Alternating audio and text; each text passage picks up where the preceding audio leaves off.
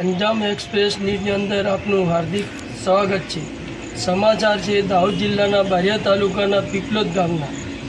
હું અમારી એક પ્રજા અને એક પત્રકાર તરીકે હું આ એમપી એમએલએને પૂછવા માગું છું કે અમારી જોડે આ ઘોર અન્યાય કેમ થઈ રહ્યો છે।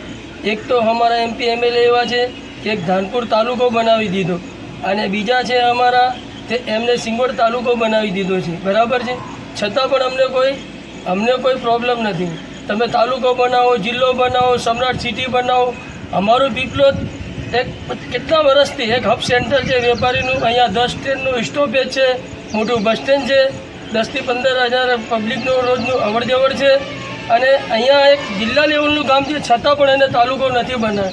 તે બી અમારો કોઈ વિરોધ નથી, પણ સાહેબ આ 50 વર્ષ જૂની ફાટક હતી અને સ્ટેટ વખતનો રસ્તો હતો આ જૂના રંદીકપુર રોડનો, અને આ રસ્તો કોઈ કારણસર એ ફાટક 30 વર્ષથી છેલ્લી બંધ કરી દેવામાં આવી છે અને અહીંયા પગદંડી 3 ફૂટનો ખાંચો હતો અને પીપલોદને અડીને અમારા એમપી સાહેબના જે ગામના 20 થી 25 ગામ આવેલા છે, મજૂરિયા છે, 12 ગામ મજૂરી અર્થે જાય છે।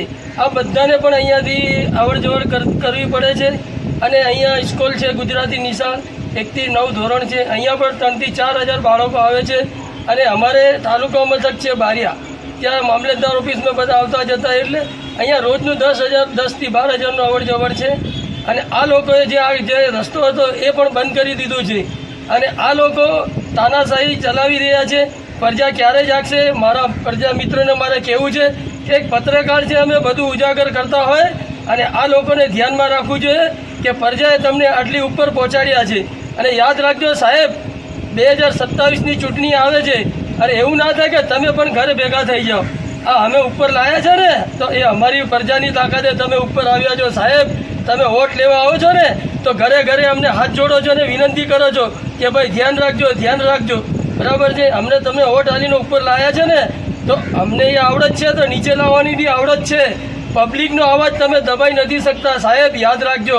આટલી બધી પ્રજાને તકલીફ પડે છે। અત્યારે ટ્રેનની અંદર 70 કે 80 વર્ષના જે વૃદ્ધ લોકો અવર જવર કરે છે અને એમને અહીંયાથી બસ સ્ટેન્ડે જવું હોય, બારિયા જવું હોય, લીમખેડા જવું હોય તો સીધા બચારા બસ સ્ટેન્ડે જતા હતા। અત્યારે તમે અમારી એવી હાલત કફોડી કરી નાખી છે કે 80-70 વર્ષના જે બુર્જુગ માણસો છે, તમારા તો જે બુર્જુગો જે વૃદ્ધો છે એ લોકોને તો ટ્રેનની મુસાફરી કરવી નથી। અમારા જેવા ગરીબ મધ્ય વર્ગના માણસોના મા બાપ અવર જવર કરે છે। તો આ 3 અહીંયા કેમેરામેન આ બાજુ એમને બતાડો, આ જે પુલની વાત કરે છે કે તમને પુલ આપ્યો છે, સાહેબ તમને યાદ રહેવું જોઈએ આ જે પુલ છે ને તે નાની ગાડી ચાલતી હતી બારિયાની, એ 50 થી 60 વર્ષ જૂનો પુલ છે। અહીંયાથી 1.5 કિલોમીટર